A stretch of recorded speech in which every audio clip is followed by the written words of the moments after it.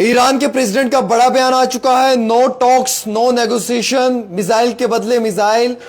और वैसे ही उनका कहना है कि हम यूएस और इजराइल के साथ नेगोशिएशन करने पे तैयार नहीं है। अगर वो ये सोचते हैं कि हम नेगोशिएशन कर कर उनसे बात करेंगे तो वो कहते तो हमें मंजूर नहीं है। हम किसी भी हद पे झुकने वाले नहीं हैं। जो ईरान के पार्लियामेंट्रियन स्पीकर हैं, जो पार्लियामेंट के स्पीकर हैं, उनकी जानिब से एक बड़ा बयान और ऐलान जारी किया है। उन्होंने कहा है कि हम सीज फायर करने के लिए तैयार नहीं हैं। हम किसी भी हद पे जो है वो झुक कर सीज फायर करने के लिए तैयार नहीं है कि ईरान डर जाएगा, ईरान झुक जाएगा और सीज फायर कर लेगा। ऐसा कभी भी नहीं होगा और ना ही कतई तौर पे हो सकता है। ट्रंप की एक और बड़ी धमकी जो है वो ईरान को मिली है। ट्रंप ने कहा कि स्ट्रेट ऑफ हॉर्मुज़, वो समुद्री दरवाजा जहां से तिजारत होती है, ट्रेड होती है, कारोबार होता है, ऑयल टैंकर्स को आने जाने की इजाजत दी जाती है। उन्होंने कहा, ट्रंप ने, कि अगर दोबारा से यूएस के टैंकर्स पे हमला हुआ तो इस बारी स्ट्रेट ऑफ हॉर्मुज़ पे भी हमला होगा और हम उसे अपने कब्जे में लेने की कोशिश करेंगे। इसी बीचों बीच इस जंग में जो है वो अब चाइना भी शामिल होने वाला है। चाइना ने भी अपना बड़ा बयान जारी किया है कि हम डिप्लोमेसी पे विश्वास रखते हैं, बयान पे बात करने पे, टेबल टॉक पे हम यकीन और एतमाद रखते हैं, लेकिन अगर चाइना का तिजारती कारोबार में अमेरिका ने अपनी मुदाखलत की तो उसे मुक्की खानी पड़ेगी, यानी कि उसे करारा जवाब दिया जाएगा। रशिया ने इजराइल और ट्रंप से बात करने की कोशिश की है।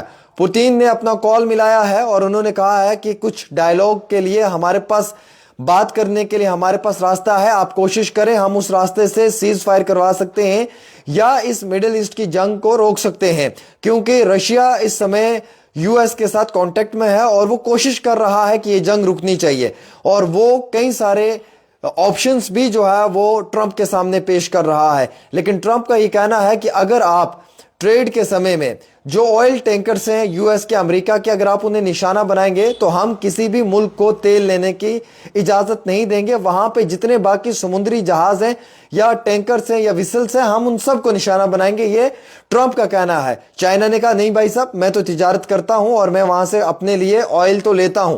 अगर आपने हमारे साथ छेड़छाड़ की तो हम भी इस जंग में कूद पड़ेंगे। आपको मालूम है कि यूएस का एयरबेस इराक के अंदर है, उसे तबाह और बर्बाद कर दिया है। इराक के अंदर जो है वो फिलहाल के तौर के ऊपर जानकारी और इत्तला के मुताबिक जो है वो इंटरनेट कनेक्टिविटी बहुत कम है। ईरान के अंदर ब्लैकआउट है, इंटरनेट बंद है। किल स्विच को ऑन कर दिया है। इस किल स्विच के ऑन करते ही पूरा ब्लैकआउट हो जाता है और जो भी मुसाद के एजेंट हैं जो चाहते हैं कि हम छोटी सी छोटी इंफॉर्मेशन इजराइल तक पहुंचाएं थ्रू कम्युनिकेशन एरर नेटवर्क के जरिए जो है वो अपनी कार्रवाई करें, उन लोगों के लिए ये किल स्विच एक बहुत बड़ी मुसीबत है। क्योंकि ये किल स्विच के ऑन होते ही ब्लैकआउट हो जाता है, इंटरनेट पूरा बंद हो जाता है। ईरान की एजुकेशन मिनिस्ट्री ने यह कहा कि 4 तालिब इल्मों का कत्ल हुआ है, 4 तालिब इल्मों की मौत हुई है। जर्मनी की फॉरेन मिनिस्ट्री ने भी अपनी आवाज उठाई है और कहा कि यूएस इजराइल की जो वॉर ईरान के ऊपर है ये किसी तरीके से बंद होनी चाहिए। 8 महीने का एक मासूम सा बच्चा और 193 बच्चों की मौत जो है वो यूएस इजराइल अटैक के अंदर अभी तक हो चुकी है। जानकारी और इत्तला के मुताबिक इराकी सिविल एविएशन अथॉरिटी ने अनाउंस किया है कि वो इराकी एयर स्पेस को बंद करेंगे क्योंकि वहां पे लगातार हमले हो रहे हैं। वहीं जानकारी और इत्तला के मुताबिक इजराइल ने लॉन्च किया एयर स्ट्राइक साउथ के लेबनान के ऊपर। और जानकारी और इत्तला के मुताबिक हम आपको यह भी बताना चाहेंगे कि ईरान की फॉरेन मिनिस्ट्री ने ईयू के चीफ को कहा कि आप मुनाफिक हैं, आपने ईरान के लिए जो स्पीच में जो बातें कही हैं शायद वो ईरान के मुस्तकबिल के लिए या ईरान की डिग्निटी और या फ्रीडम के लिए डिजर्विंग जो है वो नहीं है। वहीं जानकारी के मुताबिक 2 इजरायली स्ट्राइक ने जो वो हिट किया है लेबनान के टायर को, और इजरायली थ्रेट्स भी लेबनान को लगातार मिल रहे हैं। रशिया के प्रेसिडेंट जो पुतिन है उन्होंने ईरान का प्रपोजल ऑन टेबल किया है। उन्होंने कहा कि हम ईरान का जंग रोकने की कोशिश कर सकते हैं। खवातीन और हजरात, हम आपको यह भी अपडेट देना चाहेंगे इस समय की बहरीन का जो गोल्फ एयर स्पेस है वो बंद कर दिया गया है। ऑल फ्लाइट्स रिमेन जो है वो बंद कर दी है। जम्मू कश्मीर के तालिब इल्म इस समय ईरान के अलग अलग मुकामात पे फंसे हुए हैं। बिलखसूस जम्मू कश्मीर के तालिब इल्म जो है वो कई मुकामात के ऊपर हमें बहुत ही ज्यादा परेशान भी नजर आ रहे हैं। जम्मू कश्मीर के तालिब इल्मों को आर्मीनिया से लाने की कोशिश की जा रही है। 1.5 लाख रुपया एक फ्लाइट का, एक वक्त का किराया है, कौन स्टूडेंट 1.5 लाख रुपया देगा? एक स्टूडेंट की कमर टूट गई है। जब यूक्रेन और रशिया का जंग था तो उस समय हिंदुस्तान की सरकार ने पैसा दिया था फ्लाइट्स के लिए, लेकिन अब जब ईरान से मुसलमान स्टूडेंट्स को लाया जा रहा है तो क्यों सरकार ये पैसा नहीं दे रही है? ये मेरा सवाल रहेगा हुकूमत से, ये मेरा सवाल देश के प्राइम मिनिस्टर से रहेगा। सर, रशिया और यूक्रेन के टाइम में आप लोगों ने इन्वेस्टमेंट की है, आप लोगों ने पैसा दिया है फ्लाइट्स के लिए और बच्चों को वेकेट करवाया है, लेकिन इस समय में क्यों नहीं वो प्रॉपर तरीके से वेकेट हो रहे हैं? यह हमारा आपसे सवाल है और हम सवाल अपने फंडामेंटल राइट्स के तहत ही आप पूछ रहे हैं, बिना किसी वायलेशन के। साथ ही साथ हम आपको यह जानकारी भी देना चाहेंगे कि इस समय अर्मीनिया के मुकाम से अगर इन बच्चों को अफगान भेजा जाए, अफगानिस्तान भेजा जाए, तो अफगानिस्तान से ये तालिब इल्म 2 घंटे की फ्लाइट लेकर इंडिया आराम से पहुंच सकते हैं। बट अगर आप बोलते हो कि अर्मीनिया से हम डायरेक्ट इनको लाएं तो वो आपके लिए मुश्किल हो जाएगी। मेरी एक दिन पहले ही एक यूट्यूबर है, एक व्लॉगर है, ट्रैवलर है, बहुत अच्छा काम कर रहे हैं, उमर उनका नाम है, उमर से बात हुई। उन्होंने कल मुझे तकरीबन रात के 11 बजे मैसेज किया कि आमिर भाई यहाँ पे बच्चे बहुत फंसे हुए हैं। मैं खुद ईरान में था, मैं ईरान के अर्मीनिया से अफगानिस्तान पहुंच गया हूं और अफगानिस्तान से आगे अपना ट्रैवल कर रहा हूं, लेकिन इन बच्चों को अफगानिस्तान से लाया जा सकता है। आप उमर अब्दुल्ला साहब से गुजारिश करें कि वो इन बच्चों के लिए कुछ सोचे और इनको उस रास्ते से वैकेट करने की कोशिश करें। एक तरफ वहां की यूनिवर्सिटीज अब कश्मीरी तालिब इल्मों को धमकाना शुरू कर गई हैं कि आपके क्लिनिकल एग्जामिनेशन चाह रहे हैं, अगर आप मुल्क छोड़कर जाएंगे तो आपको फेल कर दिया जाएगा आपके इम्तिहानात में। अरे भाई साहब, पहले इम्तिहान है कि पहले जान है? वो पहले अपनी जान को देखेंगे या पहले इम्तिहान को देखेंगे? यूनिवर्सिटीज अलग से डरा रही है, धमका रही है, मतलब एक अलग से निजाम शुरू किया हुआ है, स्टूडेंट्स को अलग से डराया धमकाया जा रहा है और उनके ऊपर जो है वो लगातार जुल्म किया जा रहा है। थोड़ा सा ऐसे नीचे रखिए आप, ऐसे, हाँ, गुड।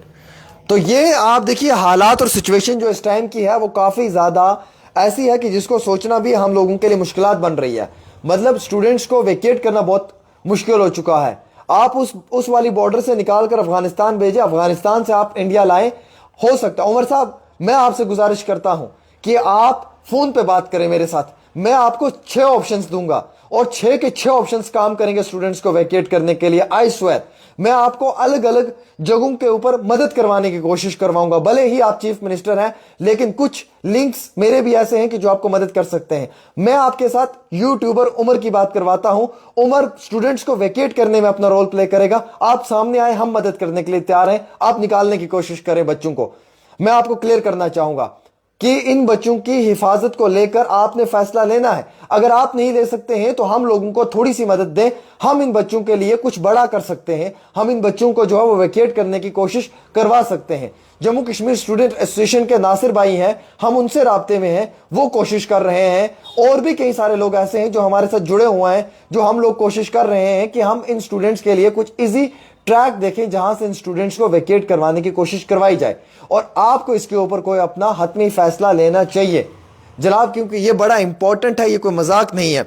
वहीं मैं आपको दूसरी जानिब ये बताना चाहूंगा, जो हमारे पास जानकारी है, हजारों की तादाद में, लाखों की तादाद में अफगानिस्तानी जो हैं वो ईरान को छोड़कर भाग चुके हैं। अफगानी ईरान से निकल चुके हैं। 1,10,000 से ज्यादा का आंकड़ा बताया जा रहा है।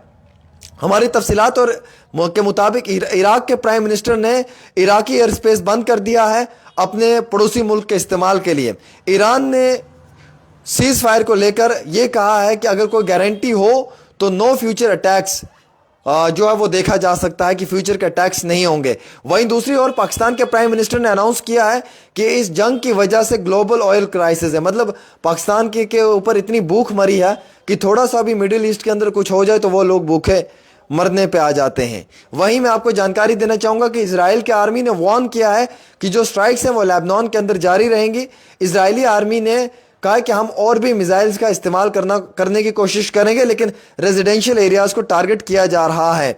जानकारी के मुताबिक तुर्की के ऊपर भी हमला हुआ है, मिसाइल ने डिफेंस सिस्टम को जो वो तबाह किया है। और अब जानकारी ये मिल रही है कि सेकंड ब्लास्टिक मिसाइल भी छोड़ा जा सकता है। ईरान के जो फॉरेन मिनिस्टर हैं उन्होंने कहा कि ये यूएस और इजराइल का एक फेलियर है, जिस तरीके का उन्होंने जंग शुरू किया है।